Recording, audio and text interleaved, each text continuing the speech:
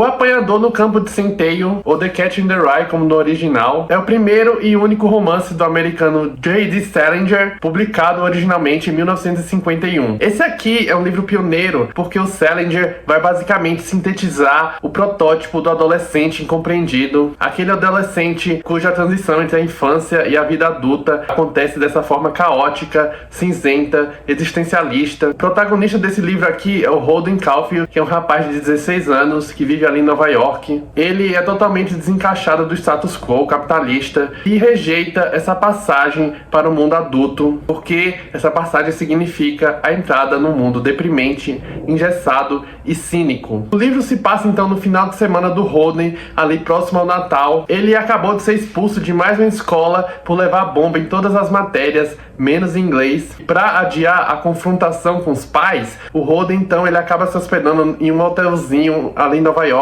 para passar os dias perambulando, enquanto não chega o dia em que ele precisa de fato voltar ali para casa dele. O romance então vai se passar no intervalo de um final de semana, onde o Holden, depois dessa expulsão, vai perambular ali de forma errática por Nova York. Nova York coberta de neve, ele fica tentando funcionar naquela realidade melancólica, cosmopolita, impessoal, sempre armado do seu chapéu vermelho de caçador e de um cigarro, no mundo do qual ele frustrou todas as expectativas. Ele vai então contando as coisas naquela linguagem bem informal, ora nostálgica, ora rebelde, às vezes muito vulgar e cheia de gírias. O Holden se embebeda, ele fuma bastante, ele dá em cima de várias moças, ele chega até mesmo a contratar uma prostituta. Ou seja, ele tá sempre flertando com essas regalias de um mundo adulto, do qual ele se recusa a se comprometer. Pelo que eu vejo, o Holden não quer fazer parte disso, porque tornar-se adulto significa sacrificar o que há de mais puro e inocente e assumir responsabilidades, e o que resta disso então é a hipocrisia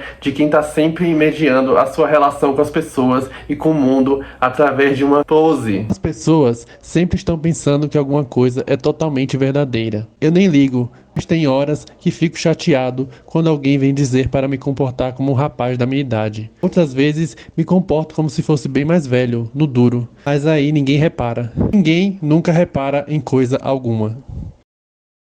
Portanto, não é só o confronto com os pais que o Holden está adiando durante aqueles dias erráticos dele, é a sua responsabilidade com o mundo real. Ele vai ter vários encontros com diversos personagens urbanos ali em vários pontos de Nova York, e em todos eles o Holden apresenta sempre esse comportamento impulsivo, ora de rejeição, ora de aceitação imediata. Basta então uma única fala para ele se sentir encantado ou enojado por aquelas pessoas. Por muitas vezes ele vai tentar se aproximar de uma pessoa de quem ele acabou de falar mal. As tentativas do Holden de se conectar de forma genuína às pessoas são sempre frustradas, porque o mundo inteiro é fajuto ou fone, como ele vai chamar aqui no original. O interessante é que esse andar em círculos do Holden também pode ser visto ali como um processo de luto mal resolvido, porque tem alguns momentos que o próprio Holden ressalta, inclusive, que a situação dele vai parecer com a de um soldado que acabou de voltar da guerra e não sabe lidar com trauma. É uma ideia que pode ser reforçada então pelo fato do Holden estar sempre lamentando por um irmãozinho mais novo que ele perdeu alguns anos antes e com quem ele era muito apegado. E é nesses momentos que aquele rapaz resmungão, que mente e que fabula o tempo inteiro, abandona um pouco do cinismo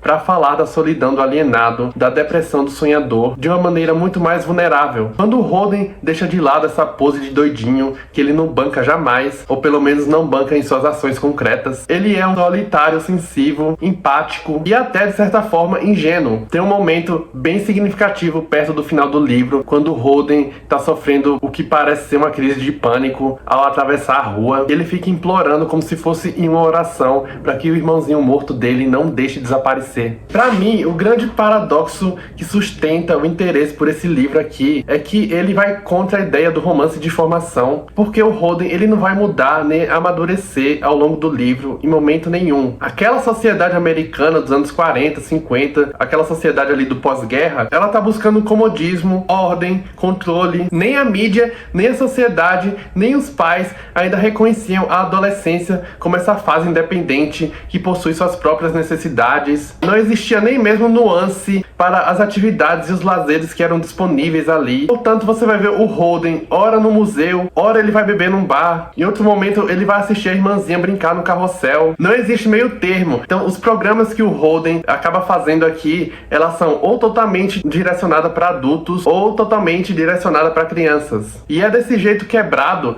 que o Holden, ao longo da narrativa, também vai sendo atravessado por toda sorte de simbolismos. Ele tá sempre perguntando de forma bem recorrente para onde é que os patos voam quando o lago ali do Central Park congela durante o inverno. E esse tipo de elaboração se repete até mesmo no momento mais epifânico, ali no final do livro, quando ele fica assistindo a irmãzinha dele, que é outra irmãzinha que ele tanto adora, brincando no carrossel. Fico imaginando uma porção de garotinhos brincando de alguma coisa num baita campo de centeio e tudo.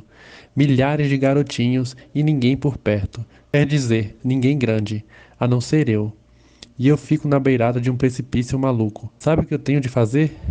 Tenho que agarrar todo mundo que vai cair no abismo. Quer dizer, se um deles começar a correr sem olhar onde está indo, eu tenho que aparecer de algum canto e agarrar o garoto. Só isso que eu ia fazer o dia todo. Ia ser só o apanhador no campo de centeio e tudo. Sei que é maluquice, mas é a única coisa que eu queria fazer.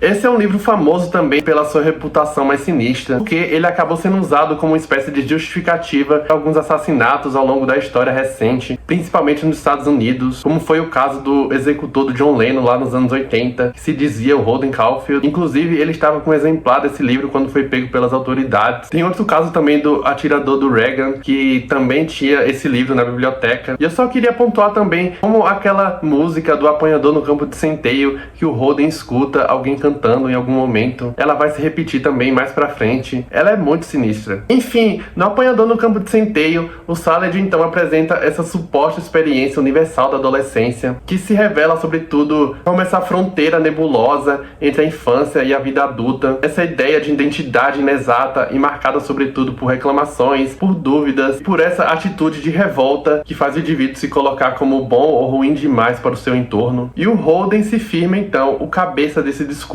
que pode soar privilegiado e em muitos pontos até ultrapassado, mas que é inevitável para encenar uma fase que flerta sobretudo com a loucura, uma condição que parece um impasse para quem ainda não tem a maturidade de um adulto, mas também não conta mais com a inocência de uma criança.